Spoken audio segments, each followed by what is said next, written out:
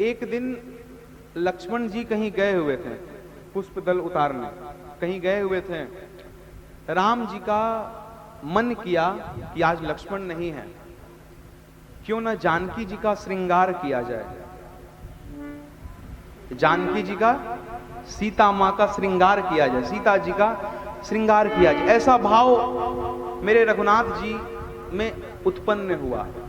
लक्ष्मण भैया उस समय नहीं थे, तो राम जी गए, पुष्प का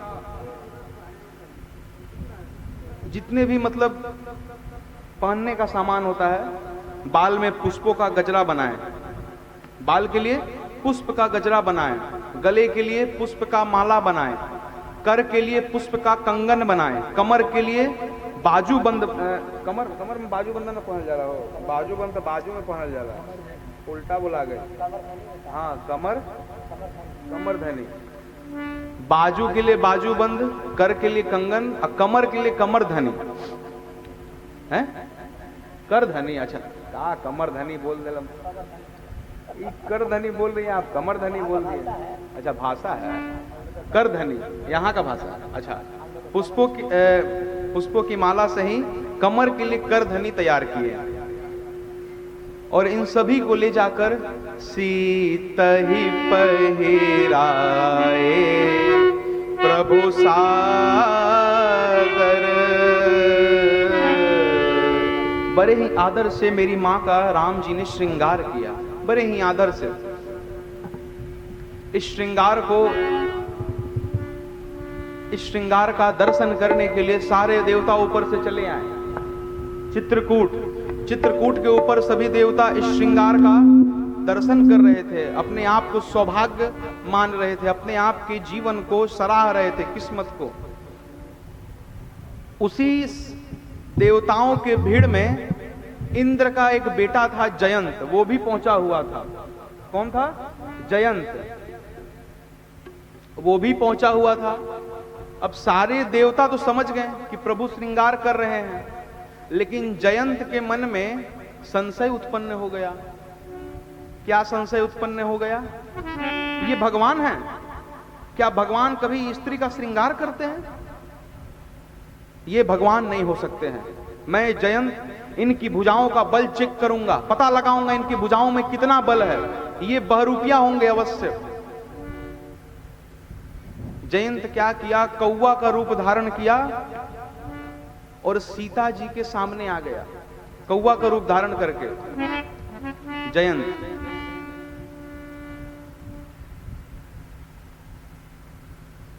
सीता जी देखी, अरे ये जयंतवा यहां क्या कर रहा है?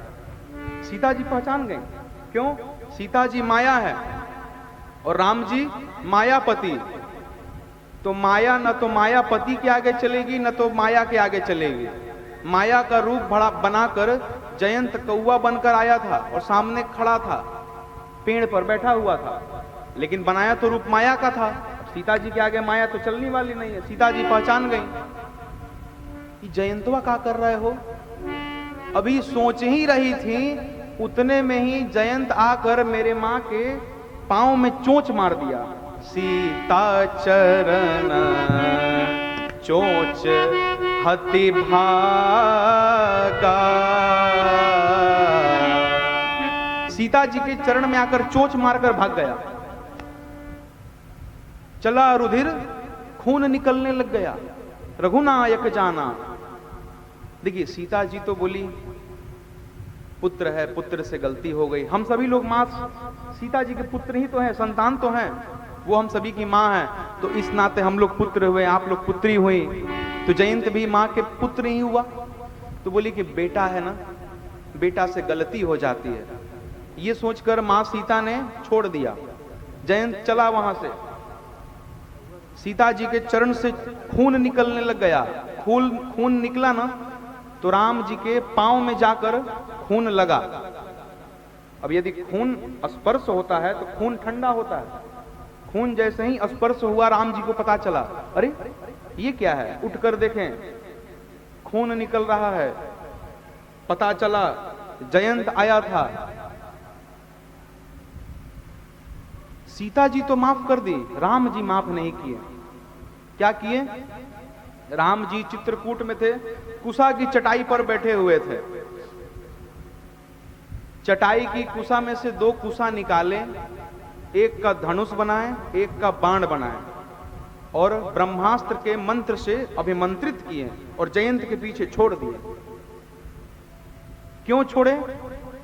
राम जी बोले, मेरे भुजाओं का बल पता लगाने आया था ना, अब समझ में आएगा कि जो तिनके को भी ब्रह्मास्त्र बना सकता है, उनके भुजाओं में कितना बल है। इसीलिए तिनके से ही ब्रह्मास्त्र बनाकर छोड़ दिए।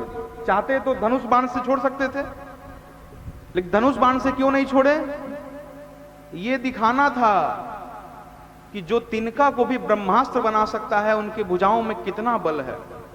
हे ब्रह्मास्त्र दौड़ाया जयंत को, भागा जयंत, इंद्र के पास गया, पूरी कहानी बताई। पिता बोले, राम से बैर, निकलो यहां से, भगा दिए, भागा।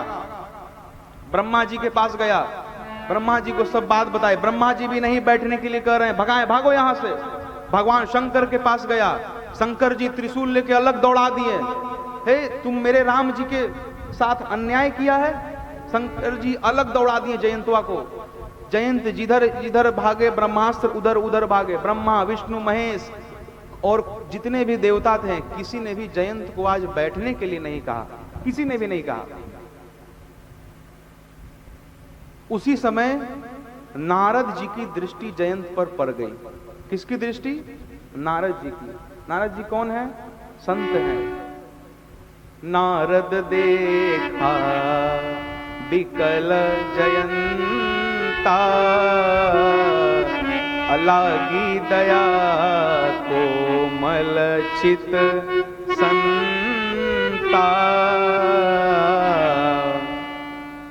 दया लगी नारद जी को। क्यों? संत हैं। नारद जी गए हैं इन जयंत के पास। कहां भाग रहे हो?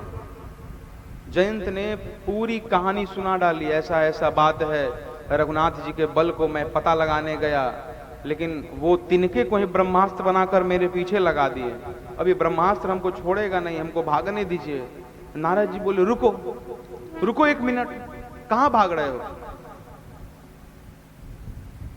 जयंत,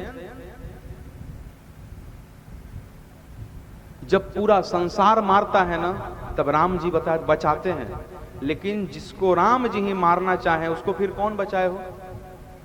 तुम्हारे पीछे राम जी ने ही ब्रह्मास्त्र छोड़ा है। जिसने तुम्हारे पीछे ब्रह्मास्त्र छोड़ा है ना, अब उसी की शरण में जाओ तो तुम्हारा कल्याण होगा।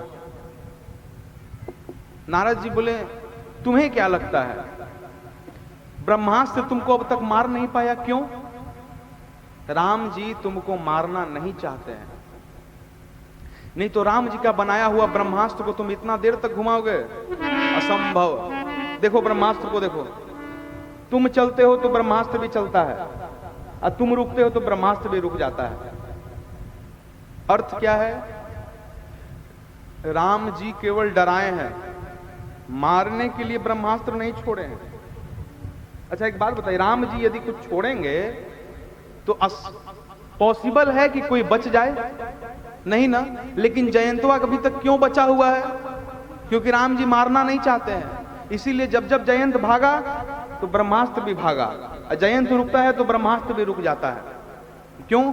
टारगेट मारना नहीं है, टारगेट केवल डराना है, बस, और कुछ नहीं करना है। नारद जी बोले, जहां से आए हो वहीं निकलो। हे जयंत भागा भगवान के पास। राम जी देख रहे हैं, आ रहा है जयंतवा इधर, आओ बेटा आओ। जयंत आके बोलता है, प्रभु क्षमा नाथ क्षमा,